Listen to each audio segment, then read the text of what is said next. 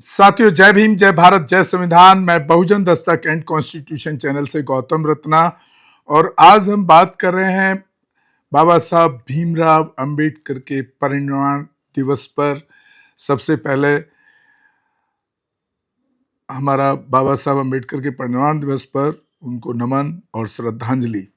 और मैं पूरे देश के लोगों से अपील करना चाहता हूं कि कल जो 6 दिसंबर को बाबा साहब अंबेडकर के मैंने देखा है जो परिनिर्वाण दिवस है, वो एक काला दिन के रूप में हमको देखना चाहिए उस स्थिति को। लेकिन मैंने अक्सर देखा हूं कि लोग 1956 जो बाबा साहब का जो 6 दिसंबर का दिन था वो बहुत ही दुखद है, उसको सेलिब्रेट ना करें।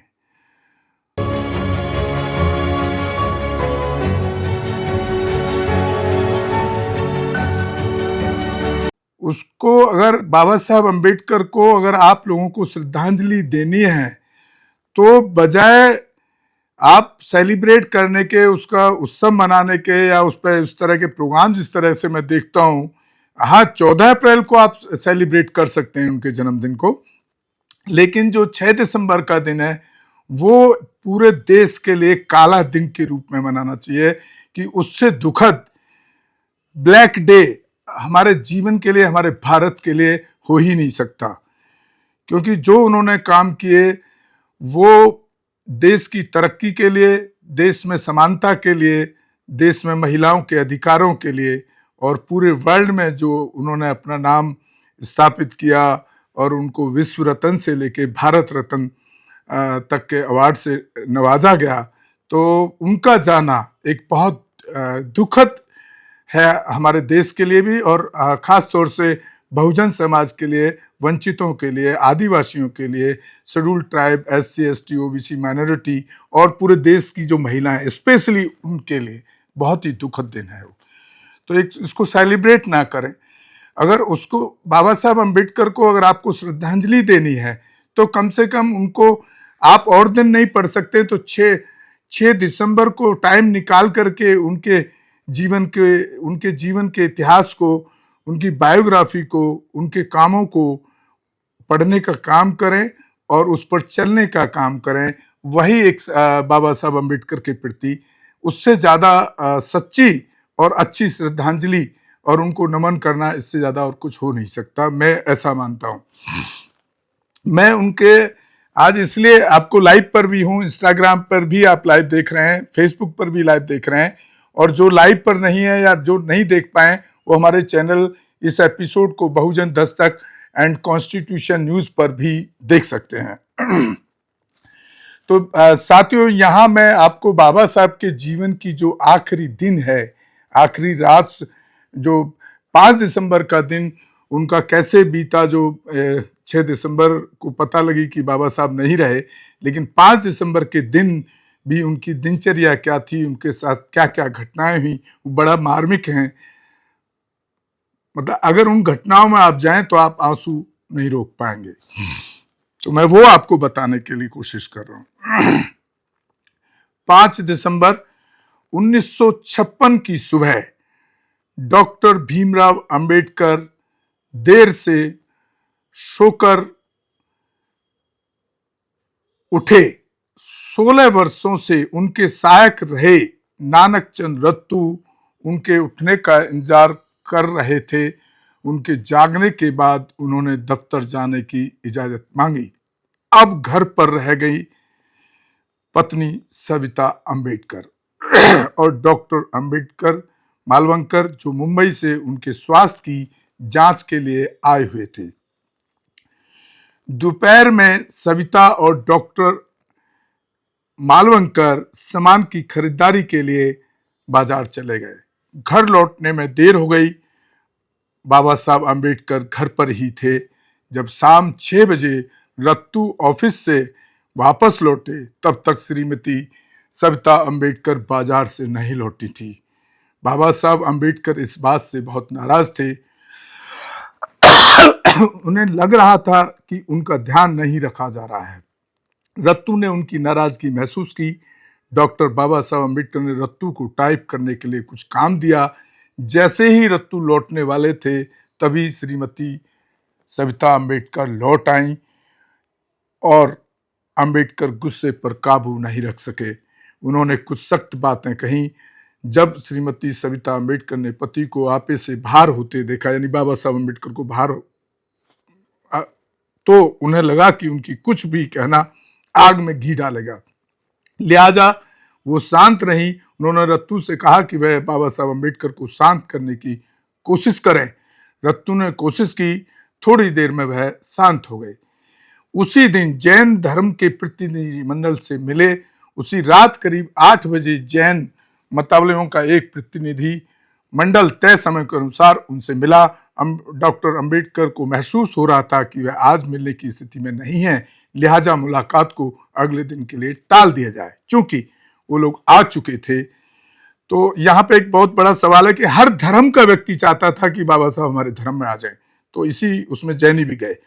तो उन्हें लगा कि अब मिल लेना चाहिए। इसके 20 मिनट बाद वह बाथरूम गए, फिर रत्तू के कंधे पर हाथ रखकर वापस ड्राइंग रूम में लौटे। सोफे पर निढाल हो गए, आंखें बंद थी। कुछ मिनटों पर शांति पसरी रही और जैन नेता उनके चेहरे की ओर देखे जा रहे थे। फिर बाबा साहब अम्बेडकर ने सिर हिलाया। कुछ देर बातचीत की, बौद्धिज्म और जैनिज्म को लेकर सवाल पूछे। प्रतिनिधिमंडल ने बुद्ध पर एक किताब भेंट की। वास्तव में वह उन्हें अगले दिन के एक समारोह में आमंत्रित करने आए थे। डॉक्टर बाबा साहब अम्बेडकर ने आमंत्रण स्वीकार कर लिया, भरोसा दिलाया कि अगर मैं स्वस्थ रहा तो अगर स्वास्थ्य ने अनुमति दी तो वह जरूर आएंगे। जब वह जैन प्रतिनिधि मंडल से बात कर रहे थे, तभी डॉक्टर मालवंकर ने उनका चेकअप किया। फिर डॉक्टर मालवंकर पूर्ण रात प्रोग्राम के अनुसार मुंबई रवाना हो गए। रात में बिस्तर के पास कुछ किताबें रखने को कहा। जैन प्रतिनिधि मंडल के जाने के बाद रत्तू ने उनके पैर दबाए। डॉक्टर बाबा साहब अम्बेडकर ने सिर पर तेल लगाने को कहा। अब वह कुछ बेहतर महसूस कर रहे थे। अचानक रत्तू के कानों में गाने की आवाज आनी शुरू हो गई। डॉक्टर बाबा साहब अम्बेडकर आंखें बंद करके गा रहे थे। उनके दाएं हाथ की उंगलियां सोफे पर थिरक रही थी। धीरे धीरे गाना स्पष्ट और तेज हो गया। डॉक्टर बाबा साहब अम्बेडकर बुद्धम शरणम गच्छामि को पूरी तन्मयता से गा रहे थे। उन्होंने इसी गाने का रिकॉर्ड रेडियोग्राम पर बजाने के लिए कहा। साथ ही रत्तू से कुछ किताबें और द बुद्धा एंड धम्मा का परिचय और भूमिका लाने को कहा। उन्होंने इस सब को अपने बिस्तर की बगल में टेबल पर रखा ताकि रात में इन पर काम कर सकें। रात में थोड़ा चावल खाया और फिर कुछ लिखा। कुछ समय बाद रसोइया सुनामा खाना तैयार होने की बात बताने आया। अम्बेडकर ने कहा कि वे केवल थोड़ा चावल खाएंगे और कुछ भी नहीं। वह अब भी गाना बुदबुदा रहे थे। रसोइया दूसरी बार आया। वह उठे और डाइनिंग रूम में गए। वह अपना सिर रत्तू के कंधों पर रखकर वहां तक गए। जाते हुए अलमारियों से कुछ किताबें भी निकालते गए। मतलब देखिए आप, आखिरी दिन भी वो पढ़ाई में मशगूल थे। उन्हें भी टेबल पर रखने को कहा। रात के खाने के बाद वह फिर कमरे में आए।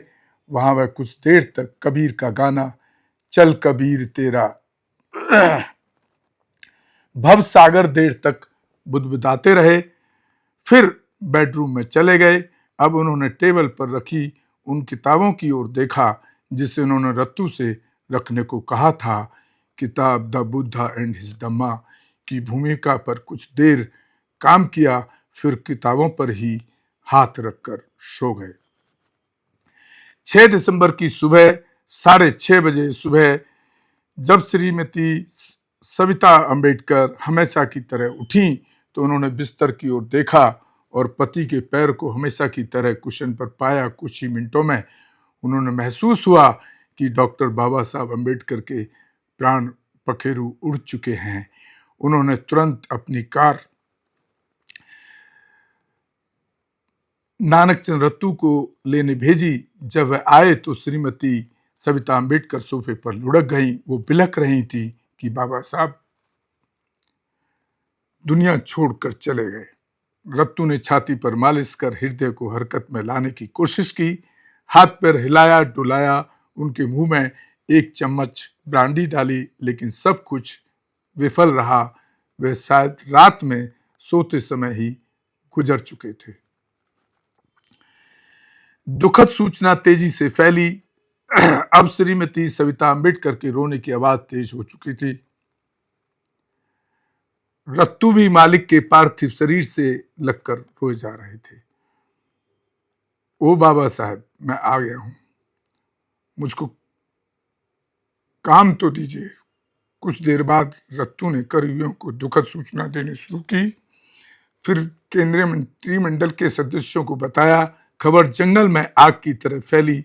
लोग तुरंत नई दिल्ली में 26 अलीपुर रोड की ओर दौड़ पड़े।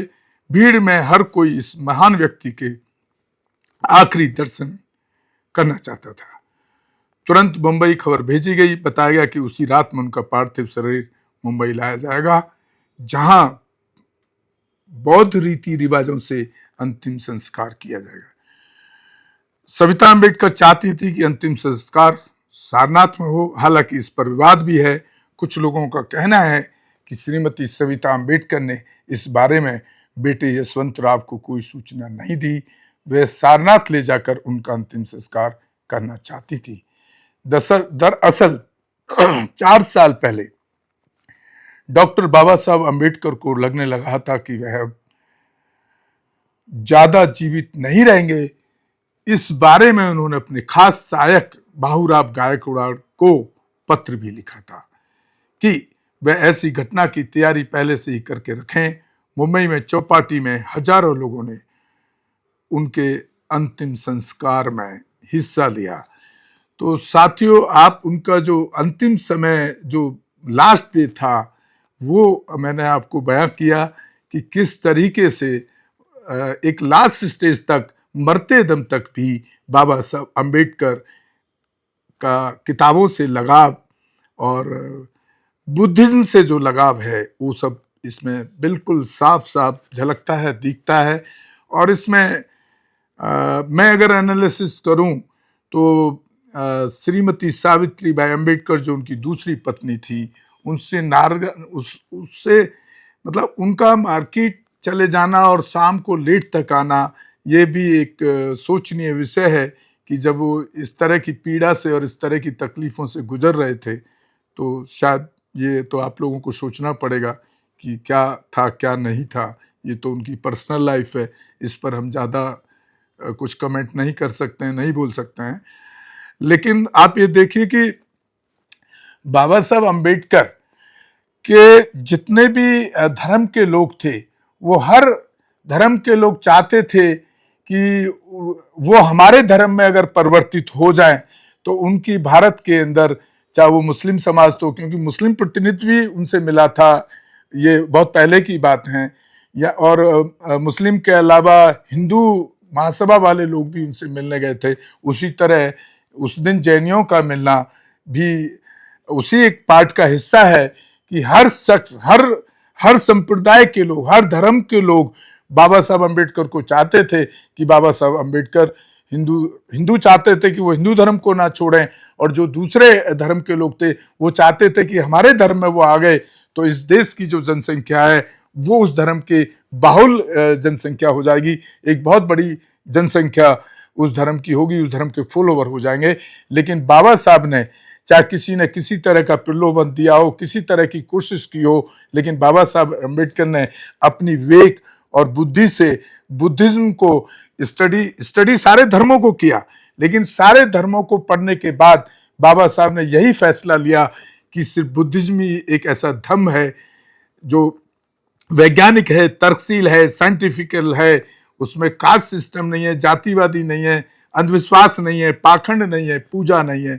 इसलिए बाबा साहब अम्बेडकर ने बुद्धिज्म को 14 अक्टूबर 1956 को अपने मरने से कुछ ही दिन पहले उन्होंने बुद्धिज्म की दीक्षा ली।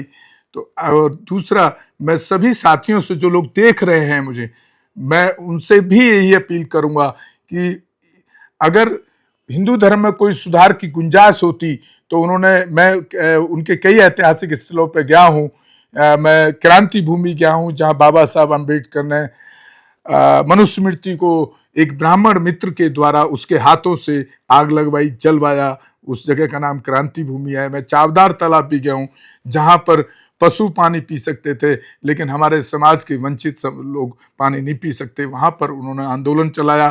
कालाराम मंदिर में प्रवेश का आंदोलन चलाया। अगर हिंदू धर्म के अंदर सुधार की कोई गुंजाइश होती तो इतनी बड़ी शख्सियत ने इतना कोशिश किया, इतनी ट्राई की उसमें सुधार के लिए, तब नहीं हो पाया। तो आज के इन हिंदुओं से जो कट्टरवादिता पर देश को चला रहे, हिंदू राष्ट्र की बात करते हैं, उनसे आप कैसे उम्मीद कर सकते हैं कि वो हिंदू धर्म में इस कास्ट सिस्टम को खत्म करने के लिए कोई भी मुहिम चलाएंगे या उसको बदलेंगे? ये कभी पॉसिबल नहीं है। इसलिए मैं पुनः अपील करना चाहता हूं सभी, खासतौर से बहुजन समाज के SC ST OBC माइनॉरिटी के लोगों से, वो जितना जल्दी हिंदू धर्म को छोड़ देंगे, जितना जल्दी जो बाबा साहब ने काम किया अपने आखिरी स्टेज में, सारे रिसर्च के बाद, सारी एनालिसिस के बाद, पढ़ाई के बाद, अपने कामों के बाद बुद्धिज्म को दीक्षा लिया, बुद्धिज्म को अपनाया, तो आप लोग भी जिस दिन बुद्धिज्म को अपनाने का काम करेंगे, मैं समझता हूँ कि बाबा साहब को उससे बड़ी श्रद्धांजलि और कुछ नहीं हो सकती है। और इससे आप जो जाति की रोजाना प्रताड़नाएं झेलते हैं, कभी पानी नहीं पीने दिया जाता है घड़े से, तो कभी बारात नहीं चढ़ने दी जाती है, कभी बहन बेटियों को जाति के नाम पे रेप तक के कांड होते हैं, या उनको मार दिया जाता है, स्कूल छोड़ना पड़ता है, कॉलेज छोड़ना पड़ता है। और मैं समझता हूँ जिस दिन आप एक अच्छी जनसंख्या के अंदर हमारे समाज के लोग बुद्धिज्म को दीक्षा ले लेंगे, जाति से बाहर हो जाएंगे, तो ये आने वाले टाइम में एक ना एक दिन इस तरह के जो उत्पीड़न है अपने आप बंद हो जाएंगे, क्योंकि हिंदुओं की संख्या ही खत्म हो जाएगी। वो 5% 10% रह जाएंगे, तो फिर वो 90% पर वो लोग कैसे अत्याचार कर सकते हैं? ये आप लोगों को सोचना है, आप लोगों को तय करना है। इसलिए मैं तो यही अपील करूंगा। और मैं यहाँ सिर्फ लेक्चर देने के लिए या आपको ये बात करने के लिए यहाँ नहीं बैठा हूँ। मैंने खुद 99 के अंदर बुद्धिज्म का दीक्षा ले चुका हूँ, अपना नामकरण कर चुका हूँ, अपना इसको चाहे घर वापसी कहिए या शुद्धिकरण कहिए, तो ये काम मैं पहले ही कर चुका हूँ। और दूसरा, कोई भी एट्रोसिटीज़ का मामला हो, अत्याचार का, हमारे बहुजन समाज पर, महिलाओं पर, वो जरूर हमारे चैनल पर नंबर दिए रहते हैं, आप हमें फ़ोन करें, हम उसमें तुरंत एक्शन कराने की कोशिश करते हैं, वहाँ के पुलिस अधिकारियों से बात करके, वहाँ के प्रशासन से बात करके। और हो सके तो अगर आपसे हो सके तो एक आर्थिक सहयोग भी करें, चाहे कम हो या ज़्यादा हो, वो आपके ऊपर डिपेंड करता है कि आप कितना एक आर्थिक सहयोग कर सकते हैं, क्योंकि इसको चलाने के लिए, चैनल को चलाने के लिए एक बड़ा खर्चा यहाँ करना पड़ता है। और ये भी मैं बता रहा हूँ कि ये काम मैं अकेले ही करता हूँ। यहाँ पर इतना पैसा नहीं है या यूट्यूब से इतनी इनकम नहीं है, क्योंकि लोग मेरे चैनल को कई लोग बहुत कड़वी सच्चाइयाँ सामने रखता हूँ तो लोग देखते नहीं है, और ना देखने की वजह से चैनल से भी कोई 1 रुपये का भी इनकम नहीं है। इसलिए आपसे आर्थिक सहयोग की अपील भी हम करते हैं, हो सके तो जितना हो पाए उतना करें। इसी के साथ मैं आप लोगों से विदा लेता हूँ। जय भीम, जय भारत, जय संविधान, नमो बुद्धाय। गौतम रत्ना, बहुजन दस्तक एंड कॉन्स्टिट्यूशन चैनल से। और हमारे चैनल को ज़्यादा से ज़्यादा शेयर और सब्सक्राइब करें, देखें, ताकि हम इस काम को और मजबूती से कर सकें। धन्यवाद। हमारे channel constitution like, share, subscribe देखना मत भूलिएगा। जय भीम, जय भारत, जय संविधान, नमो बुद्धाय। धन्यवाद। चैनल आर्थिक समस्या से गुजर रहा है। अगर आप बहुजन समाज में बाबा साहेब अम्बेडकर और तथागत बुद्ध की विचारधारा को अधिक से अधिक लोगों तक पहुंचाना चाहते हैं तो हमें आर्थिक सहयोग प्रदान करें, ताकि हम अपने चैनल के माध्यम से देश विदेश में समता, बंधुता, एकता और संवैधानिक अधिकारों को ज्यादा से ज्यादा लोगों तक पहुंचा सकें। आप अपनी सहायता राशि नीचे लिखे खाते में जमा करा सकते हैं। खाता धारक गौतम रत्ना, खाता संख्या 316957686551, IFSC कोड SBIN 0060336, बैंक भारतीय स्टेट बैंक। आप हमारे बैंक खाते का विवरण स्क्रीन पर भी देख सकते हैं।